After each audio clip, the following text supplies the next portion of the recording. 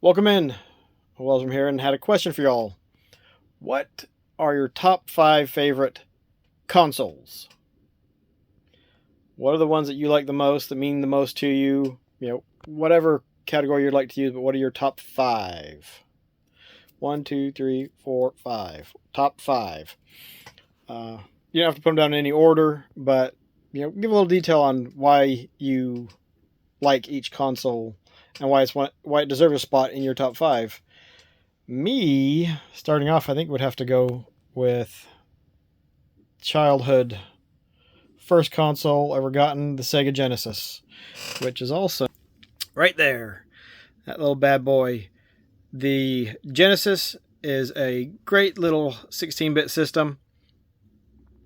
Had lots of great games on it. I have lots of fond memories of playing Sonic, Desert Strike, Street Fighter 2, Championship Edition, and actually the other Strike games, Shining in the Darkness, Shining Force.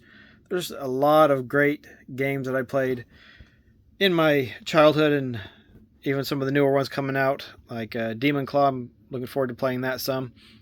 But how cool is it that it came with a headphone jack? So you could, you have it plugged into your TV, and then late at night, you turn it on and you plug in your headphones so you can listen to that, and no one knew you were up and playing games. You still had to be quiet, but you could have the volume where you wanted it with the headphones, and you got to have a good time with it. So that's why the Genesis is one of my top 5. And next is the Sega Dreamcast. This one I pulled out. I had the original one, the white one, out, and then it was kind of standing out because it was the only one that wasn't a black console.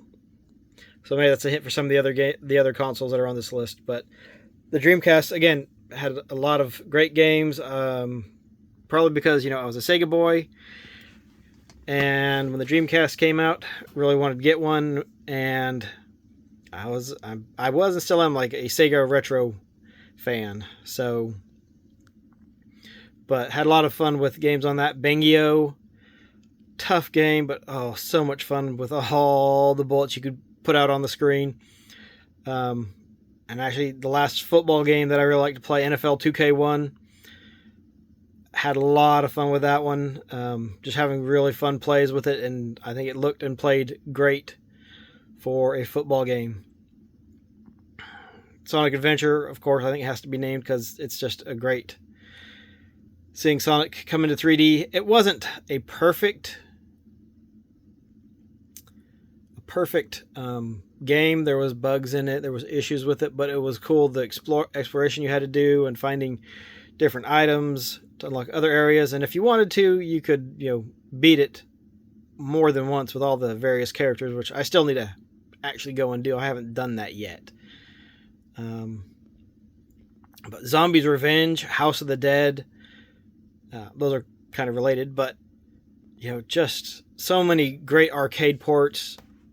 Soul Calibur, oh my goodness, such a good game, and had an awesome port to the Dreamcast. And I think when you're talking about the Dreamcast, you've got to mention the best multiplayer game ever made, Sonic Shuffle. Of course, I'm kidding. Sonic Shuffle is a bit rough. You can have some fun with it depending on your group, but that one might be a little bit more difficult to swallow. And what we're going to move over here, because if you hadn't noticed already, we've got a Nintendo GameCube. This one, so many solid games on it. You got some interesting controllers for it, including the bongo drums for Donkey Konga. Just lots of good stuff on here. You got a couple Dreamcast ports, Evolution and Skies of Arcadia. You're able to play on the GameCube. Expensive on either system, but you had Luigi's Mansion, Mario Sunshine, Mario Kart Double Dash, for those who enjoyed it, I still prefer the N64 version, but that's all right. But, you know, there's so many games, I think, that were sleeper hits on the GameCube. You had all the different Call of Duties that came out on it, Medal of Honor. One of probably my favorite, might be in the top 10 games, Gotcha Force. The ability to link the Game Boy Advance and play some games through that. I had a ton of fun playing Final Fantasy Crystal Chronicles with a buddy, and like it was funny. Prin would come in and be like, "Are you guys all right?" Because we'd be playing for like 2 or 3 hours and not actually say anything. Like, we just knew what we were doing and would go and do it. And it included just dropping off the chalice for a while so the other person could carry it. But Zelda 4 Swords is a great game to have people over and play, as well as Pac-Man Versus. Just really solid games that you can play for. Monkey Ball came out on the GameCube first, and oh my goodness, we had so many nights of just people coming over and playing.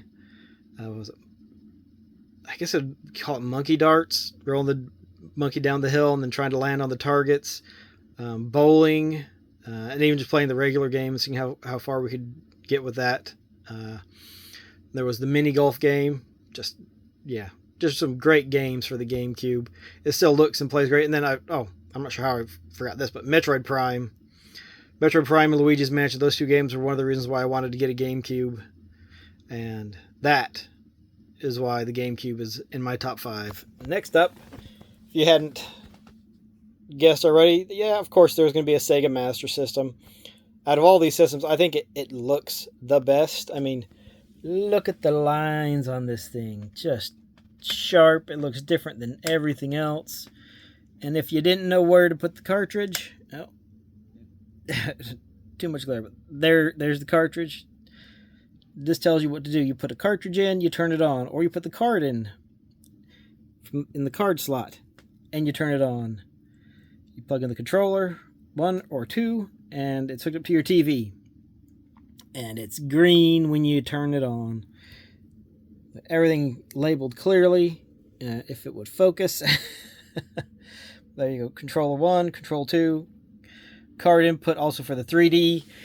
Just lots of neat things on the Master System. It had great colors. There's games like Castle of Illusion that I think look and play better on the Master System than their Genesis counterpart. There were some good ports between the GameCube, Aladdin, Jurassic Park, both games you don't hear a ton about, but those are both fun. Batman Returns, Golvelius, Ys, Phantasy Star, which is one you hear a lot about, probably the most talked about Master System game. Really solid game. But I didn't get this as a kid. I've only had it for, it's probably been 8 years now. So I have no nostalgia for this system. I didn't have this one as a kid. The rest I had when they were current. This is the only one that I got out of the top 5 when it had been retro, I guess, at the time. So, some neat controllers, a trackball for it. Super fun to play different games with in different ways.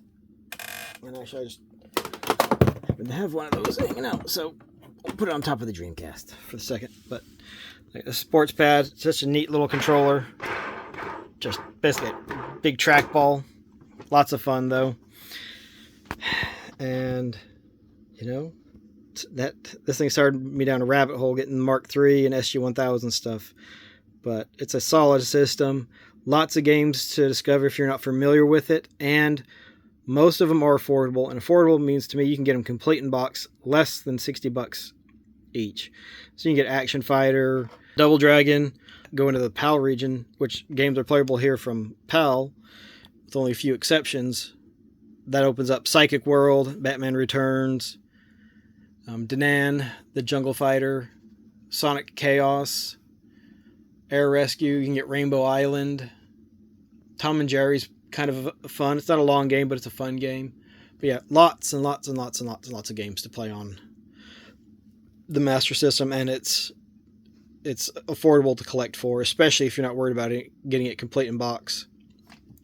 And my fifth and final is, we'll just move this around with some. Here we go. The Xbox 360. This, to me, this generation, 7th gen Xbox 360 PS3, it was, or is, the height of gaming. You still had most things coming out on physical, but the system had online out of the box. You had dual analog sticks on your controllers. I mean, to me, this is modern gaming, and this is the best of modern gaming. Yeah, there's stuff that you could download, but when you bought a game, it was playable off the disc. But this is also the generation that started DLC, but there was great sales with Xbox Live Games with Gold. You get games $5 a pop.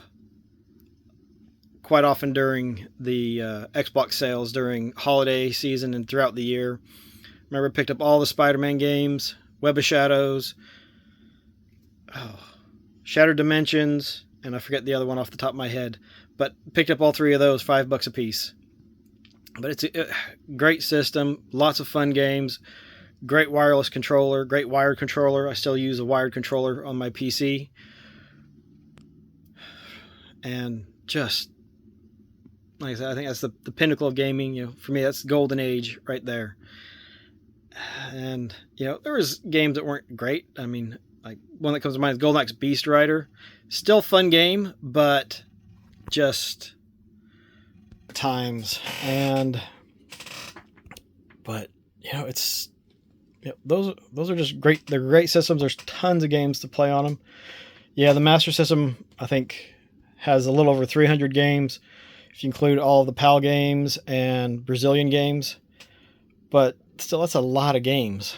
A lot you can play. I mean, you can get Earthworm Jim for the Master System. You can actually get the Mortal Kombat 2, and I think 3 for the Master System. You get Streets of Rage 2. You can get Street Fighter. This is from a Brazilian version. You get Battle Maniacs. So there's lots of stuff that you can play on the Master System. I think it's not very well known. I need to work on that some. But those are my top 5. And actually, if I had to, my absolute favorite, I don't think it'd be the 360. I don't think it'd be the GameCube. I don't think it'd be the Dreamcast. And surprisingly, I don't think it would be the Master System. It would have to be my first console, the Sega Genesis. 16-bit beauty. Though the Master System has a lot going for it, I think Genesis would have to be the one. Like, if I could only have one system, I think it would be the Sega Genesis. There's just so many solid games I played as a kid. Rings of Power is one I don't think I'd mentioned. Just fun games, and it might also have something to do with I had more time at that point, so I could play some of these longer games and enjoy them. But love to hear what your top 5 games are, things that you liked about each one. I think all of those had great controllers. I mean, you bring in the Waybird controller for the Nintendo GameCube, and I think we really have that controller to thank for having wireless controllers now for our modern systems. I think the Dreamcast controller, some people thought the design was odd, but I thought it felt nice in my hands. It was comfortable, and it was neat with the VMU. Genesis had 3 buttons, and then it had 6. But you had the Menacer, and you had the Lethal Enforcer Justifier. So nothing crazy, I don't think, with the Master System. Not with the Master System, with the Genesis. Although you did have some interesting, I think it was the Vector Max little headset, but you could also control it by turning your head. And there was the Rumble Packs that were full body, like you were wearing a vest. The Activator, which I'd like to get an Activator one of these days. And I would play with it just because it's crazy. But yeah, there's just lots of neat things for all those systems. And if you noticed, there wasn't a single Sony system there, which may or may not be surprising to people. But I don't collect for PlayStation anything, and I'll do a video on that later. But yeah, my top 5. What are y'all's? Hope everyone has a good November. Happy Thanksgiving, or whatever you may be celebrating or not celebrating. But everyone, take care, have fun, be kind to one another, stay safe, keep it retro, God bless, and we will catch you all later. Retro or 360. Gotta have the 360 in there, because it's not retro, and it will never be retro.